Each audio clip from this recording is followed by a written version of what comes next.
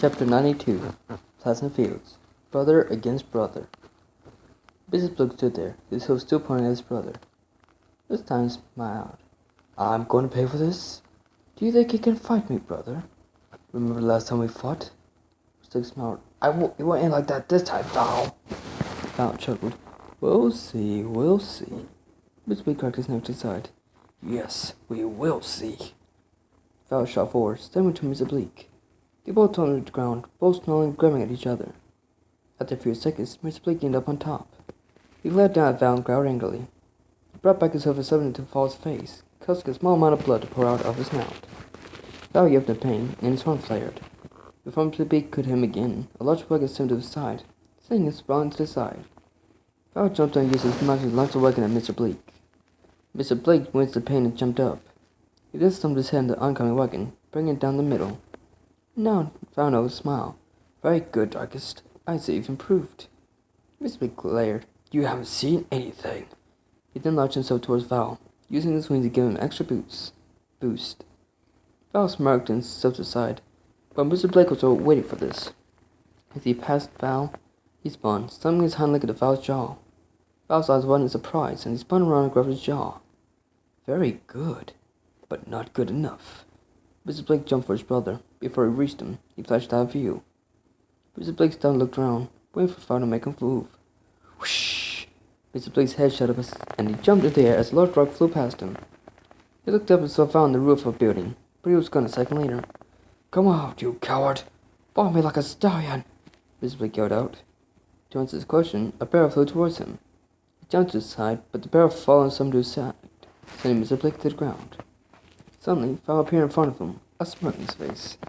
He twisted and bucked Mr. Blake's head, causing his vision to appear with stars. Val's horn began to glow, and Mr. Blake's body was lifted off the ground. Val let out a laugh as he threw Mr. Blake's body into the air.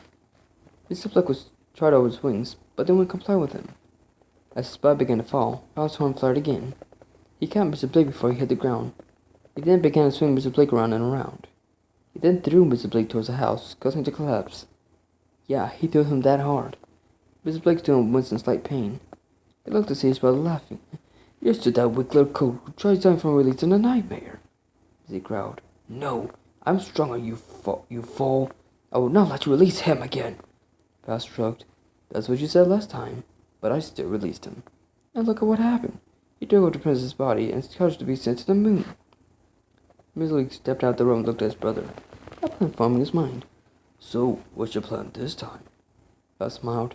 What it should have been from the beginning. Let him take over my body, causing me to be the most powerful being alive. Mr. Blake smiled, suddenly appeared in front of him. That's while I'm around. Brothers hoofing up and it thumped to Val's chin, causing him to rear up. Mr. Blake spun around and kicked Val in the stomach, making him gasp.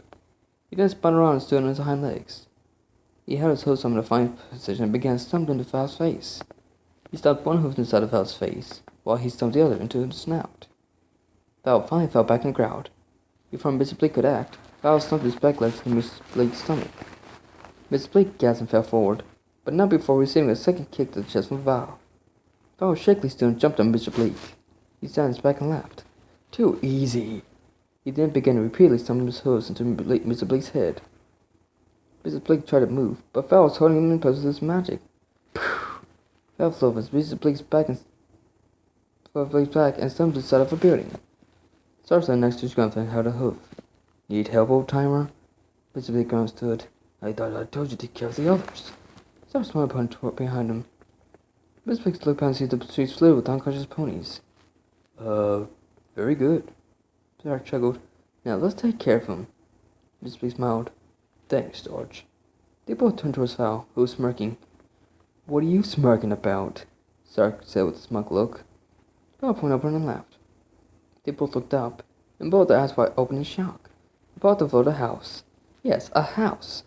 See you two later, Val said as he leaves the house. Oh, Buck, George said.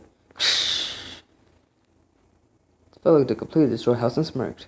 I know you two are still alive. Mr. Blake broke through the rubble, followed by Sarge. Val smiled. There you are. Mrs. Blake took a deep breath. Starch, you remember the maneuver? Starch looked at him. Dark Moon? Mrs. Blake nodded. Yes, that one. Sarah smiled. Oh yeah, I remember it. You want to use it on him? Mrs. Blake smiled. Yup. Sarah looked around, looked ahead. Yeah, let's do it. They both shot forward, flying towards Val. Val allowed the bear to catch both of them midair. But before they reached them, they broke off into different directions. Before Val could react, both Mr. Blake and Sarge flew towards him. They both hit him at the exact same time. Both their hooks sunk with each side of Val's head. While he was dazed, Mr. Blake and Sarge let him grab his forelegs. They then tossed him into the air. As he flew upward, Sarge flew up and slammed his hand on Val's back. Mr. Blake flew ahead of him and bucked him downward. As Val's body flew towards the ground, Sarge flew into him, sending him sideways. While he flew sideways, still in a daze, Mr. Blake caught him by the hind leg and tossed him higher into the air. Next, Sarge flew up to meet him, slamming his hand to Val's stomach. He then grabbed him by the throat and began flying downward, picking up speed. You will die, Val said, struggling for breath. Sarge's smile stopped suddenly, sending Val towards the ground. Mr. Blake flew to the ground, directly under Val, and stood on his hind legs. He then held his right foreleg above his head. Seconds later, Val landed on Mr. Blake's hoof. Mr. Blake left and threw Val forward, causing him to skid across the ground. Sarge stood next to Mr. Blake and smiled. We get him? Mr. Blake nodded. Oh, we got him. Sarge turned. Shall we go get Lance? Mr. Blake turned. Yes. Sarge took a few steps, but suddenly stopped. What the? Ah! His body was slung towards a large brick building, which came down upon him upon impact. Mr. Blake spun around to see Val, blood pouring from his mouth and left eye. He was smiling in a crazy kind of way. So, you think he could beat me that easily? Well, you've seen nothing. He flashed out of view and reappeared at a house down the street. He ran inside, slamming the door behind him. Mr. Blake ground and sprung forward, with Sarge stumbling after him. Mr. Blake landed outside the door and grunted. Instead of foaming against the doorknob, he used his front hook to break it down. On the other side stood Val, but there was something else. Next one was the table, and on the table was a cage. Inside the cage was a phoenix. A female by the looks of it. Val smiled. Have you ever been on fire, Darkest? He then opened the cage and forcibly pulled out the phoenix. He tossed it in the air and yelled for it to attack. The phoenix hovered in place, shaking his head. Val snarled. Either you attack, or I end you.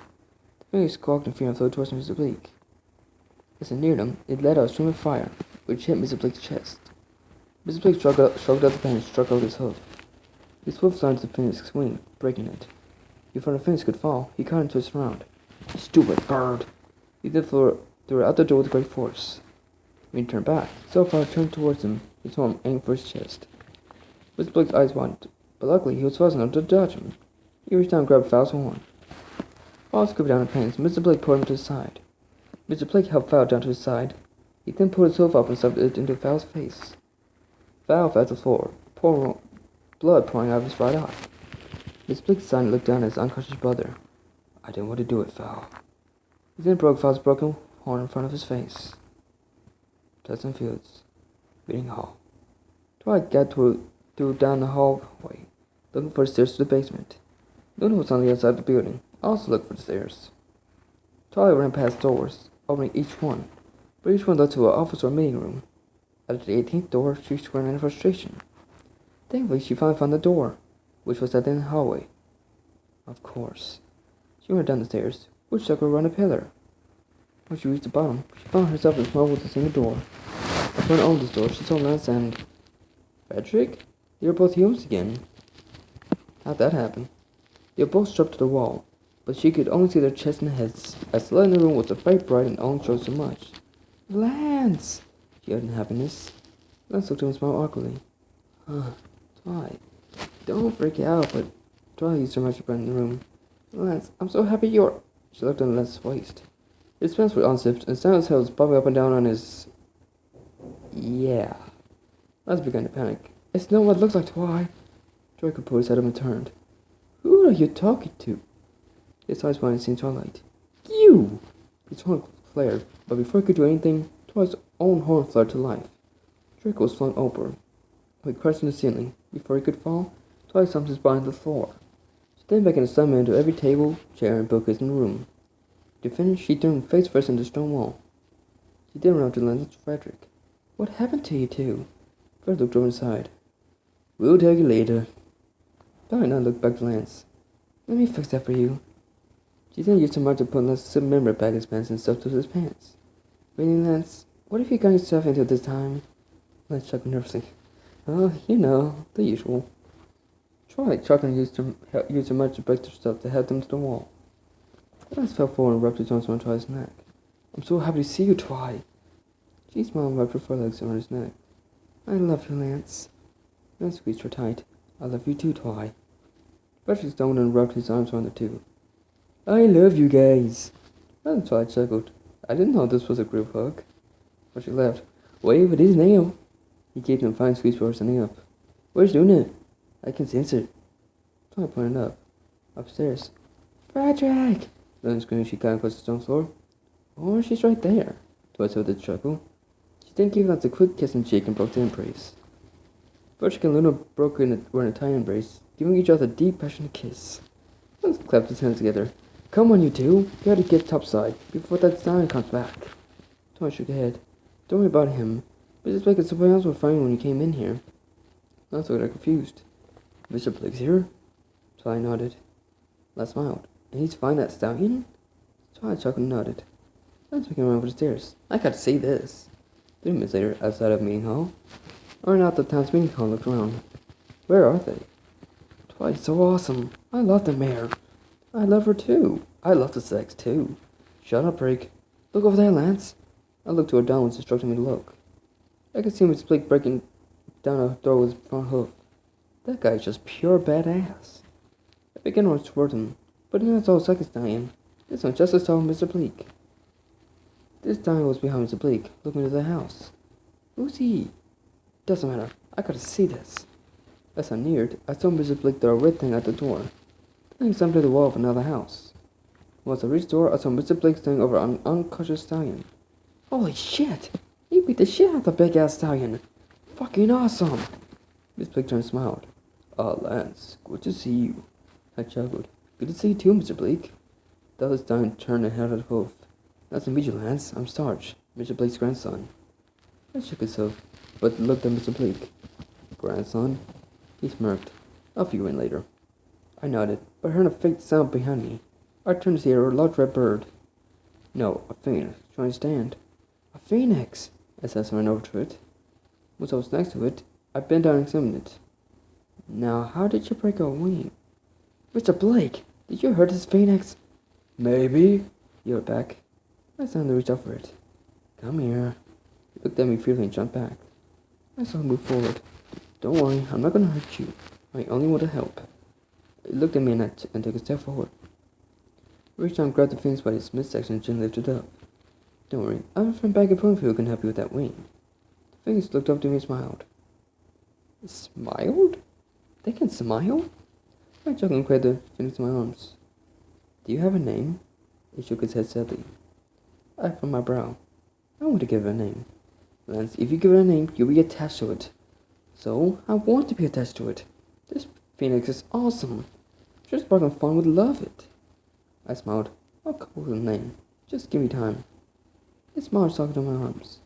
Yep, I'm gonna remember this thing.